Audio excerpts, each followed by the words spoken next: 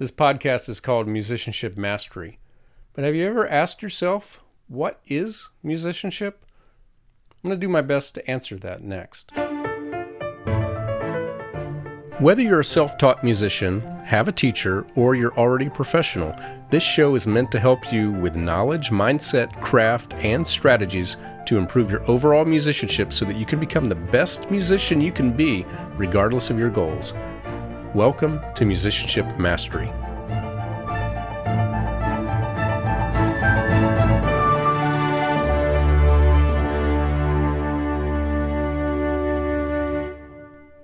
Hello and welcome. This is episode number 135. My name is David Lane, and it is great to be with you once again. Again, you're listening to Musicianship Mastery, but what is musicianship? I had a student, granted English is not their first language, but they asked me this. What is musicianship? What does that mean? And it occurred to me that maybe a lot of listeners have that same question. You kind of maybe think you know sort of what it means, but I want to answer it in a couple of ways. I want to answer it first kind of generically and then specifically. So generically, the broad definition is that musicianship involves developing the characteristics that lead to becoming a successful musician. There's a story I've told before, and I'm pretty sure I even told it on this podcast, but it has been a while. There may be a lot of new listeners that haven't gone back that far, so I think it's worth telling again. During my undergraduate years of college, I was a music composition major. I took private lessons on that, so that technically made it my primary instrument. Technically, my principal instrument or my primary instrument was piano. I took lessons on that too. But because my degree was composition, piano was really my secondary instrument. Officially, my secondary instrument was French horn, but again, because of my degree being composition and because of piano being the main instrument that I performed on, French horn became my third instrument. So I set that up to say this. With the exception of one semester in orchestra, and with no exceptions at all in band, for 4 full school years, I was first chair in both of those ensembles. Now, one of those years I was first chair, and the second chair was somebody who was a music minor. And I don't think it would be unfair to say that they didn't play their instrument as well as I did. But for my sophomore year onward, there was a guy in second chair, and I don't know, he's still a friend. He might still listen to this podcast. His name is Alex. I don't think he'll mind me saying this. As a performer of the instrument, as someone who had well-developed tone, a good high range, a good low range, he was a better horn player. And I'll go ahead and say it was his primary instrument. I believe he was a music education major, but the French horn was the one instrument he played. It was the one thing that he had private lessons on, so it really was his principal instrument. And he was a better horn player than me. But he was always second chair. He never made first chair while I was there. And here's why I think that is. It's because while I was playing first horn, I played it as if I were a leader. When I thought that the horn part was supposed to come out, I played it boldly. When I thought it was supposed to be in the background, I did that too. I sight read very well. I played the dynamics very well. I played the rhythm off of the written page correctly the first time. If, like a lot of other instruments in the orchestra that are not like first violin, I had 42 measures of rest before I had to come back in, well, I counted them and I came back in on time. Now, I wasn't 100% on all of these, but I had a very high success rate on all of them. I also had a very well-developed ear. And the combination of all those things gave me a lot of intangibles. It made me a very strong player and a very strong leader within the horn section, even though this was not my primary, not even really my secondary instrument. And I was aware of that as it was happening. This wasn't something that I thought about later. I was realizing this as soon as I realized that the person to my right was a better horn player than I was. but I still thought I earned and deserved first chair. And kind of thinking about why, came to what I believed and still will say is the case. And that is, I was not the better horn player, but I was, at least at that time, a better musician. And that's what led to this podcast. I started it as the Musician Toolkit. I eventually called it Musicianship Mastery.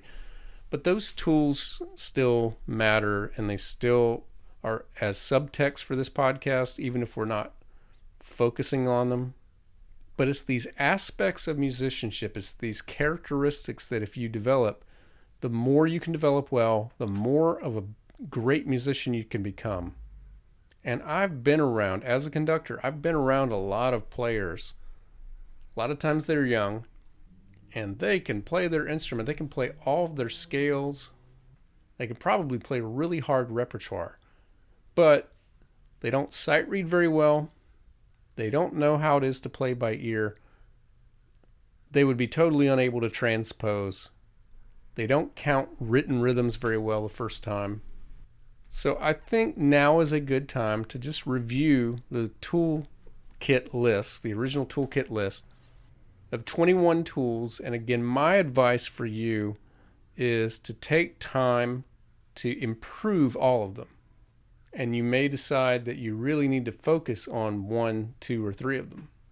So the first 4 tools are kind of related to the 4 core performance skills that I have gone over several times now. I think at least 7, maybe 8 episodes worth, I'm not sure. And there's probably more coming down the line.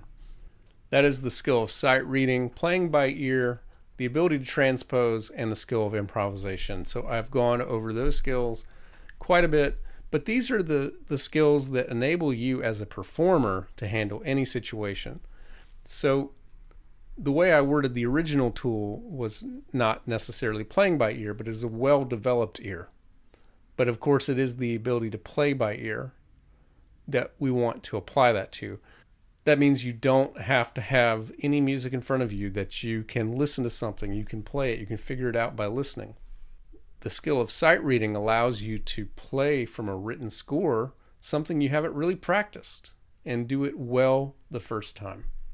The ability to transpose, whether you're using a score in front of you or whether you're listening to get that music, so playing by ear, it allows you to change it to a different scale, to a different key. And then the skill of improvisation allows you to just freely make up music on the spot. So those are the 4 core performance skills. But let's talk about some other skills, some other tools that you should at least explore whether or not you intend to do very much with them. So the 5th tool is the ability to compose. In the last episode, I talked about designing your musical life, and I talked about how one thing you might choose is to become a performer who does like social events like weddings and dinner music, and you might be a part of an ensemble that does things like that. Well, maybe someone has requested a pop song or something that you don't have sheet music for. It's great if you can be the person who can do that arrangement, or maybe it's an original composition in this certain mood or in this certain style. It's something that you can do. Perhaps you are a teacher and you want to compose something for the students that you're teaching. Maybe you are a church music director and you want to write something for your choir or something for your handbell ensemble. One thing about the ability to compose is that it helps you think really hard about how good music works and why it works. The next tool, it is a featured topic on this podcast. I've mentioned it quite a bit. I can't imagine how many dozens of episodes we've talked about this next one. It is the ability to practice effectively. And it's something that I figured out very early on as a teacher, and it was something that I wanted to correct as a student. I wasn't really taught how to practice. I was just told that I should practice. And I feel like not knowing how to practice stunted my growth as a performer. So not just sitting down, even frequently at your instrument, but having a plan and knowing how good practice works is an essential tool of musicianship. Another tool is the ability to play any written rhythm. This is a specific aspect of sight reading. This is to say that even though you might miss some notes, you might miss that there's a dynamic sign for this specific measure that now you got to be loud, you were playing soft. You might miss some articulation. There's a lot of things you might miss the first time you play something. But one thing you commit to is always nailing that rhythm and to be able to look at it and know exactly how to play it. I had a pretty good episode with that nearly 2 years ago with David Krosner. The next tool is mastery of one instrument.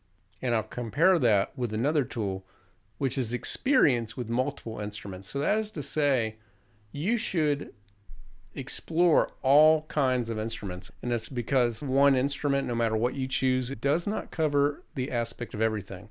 There's so much that a piano can teach you about music. You actually have a visual layout of where all the notes are through the black and white keys. You can see where the sharps are. You can't say that for just about any other instrument. You have to kind of memorize that there's a sharp or a flat between F and G, and between G and A, and between A and B, but not between B and C, and not between E and F. But you can see that on a piano. You can also play chords and you can play a melody at the same time. You have such a wide range, more than 7 octaves. But you know what you can't do, and it really wouldn't matter if you knew how to do it. You can't affect the intonation. You can't affect the tone. Now, a lot of people will say that you can, but that's really more melodic balance than anything else. Without putting things on the strings, you can't change the tone of the instrument. Whereas with your voice, or with any string instrument, or any woodwind instrument, or a brass instrument, you can change the tone of the sound from harsh to mellow to with vibrato, without vibrato. And of course, if you're playing a string instrument, you could not only be playing half steps, you could be in between those. You could be out of tune. And you actually have to develop the skill to play in tune. And you have to really develop your ear to the point to where you can tell whether or not you are in tune. Whereas you don't even have to worry about that at all on the piano. And so therefore, that part of musicianship will never get developed unless you explore other instruments. But you also will never get really good at music unless you get really good at one instrument. So that has to be your focus. Whatever your main thing is, you have to spend time with it and develop it. I pair these next 2 tools together, and that is the ability or experience with singing and experience with the piano. One of these tools can get ignored if they're your primary instrument. If you are a vocalist, you obviously know how to sing, and if you are a pianist, you have experience with the piano. Well, everybody, regardless of what you do, should have at least experience with both. I just talked about the benefits of the piano and why that's unique compared to the other instruments. But the voice gives you everything the piano leaves out, and you don't have to go buy an instrument to do it. It also has been found that when people sing, when they're practicing their instrument, they play more expressively, and they even memorize the music better. And that's another tool, the ability to memorize. I know a lot of great musicians that if you take away their sheet music, they can't play what was there. You should never have to have your sheet music to play it. Now, a lot of times it's a good idea to have it, especially when you're playing with other people. Things happen. You have to repeat a measure. You have to slow down. You have to speed up. You might have to stop and then start in a different place. You want that reference there, but you shouldn't have to have your music. You should be able to memorize your music. Another tool is knowledge of music theory. I'm pretty sure by the end of the year, I'm going to be talking more about music theory in an episode, but I've also had an episode called the Music Theory Checklist. Again, also about a couple of years ago. I want to check that out, see where are you in terms of what you have to learn. But again, I'll be coming up with a kind of a follow-up episode to that and something a little bit more up to date. Definitely, probably by the end of the year, if not the end of the year, early next year. In addition to music theory, it's good to know a lot about music history. Music history is not just for trivia, it's for understanding how music works in various timelines, for example. If you're a jazz musician, what you play that was written in the 20s is not what you'd play written in the 50s. If you're a classical musician, you don't even play grace notes or trills the same way in music written in 1700 versus that was written in 1800 or 1900. So here's two other tools that pair well together. One is the skill of conducting or leading other musicians. So not just holding a stick and conducting it and leading an ensemble, but perhaps you are the leader in a rehearsal and you need to guide that rehearsal. But you also, on the flip side, you need the ability to follow other musicians. You can call that accompanying, but it's really listening and staying with the other musicians. So it's not just playing your own part, but knowing how it fits into others.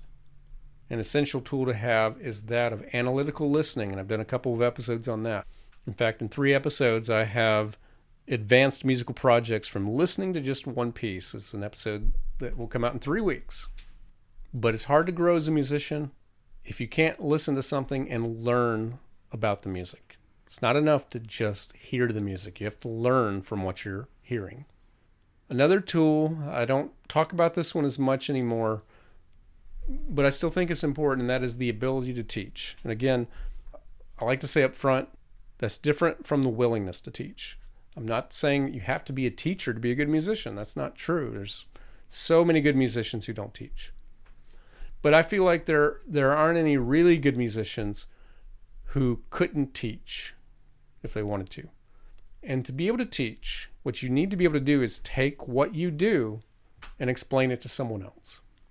I've talked to some people who are really good at sight reading, but they can't tell you how they sight read.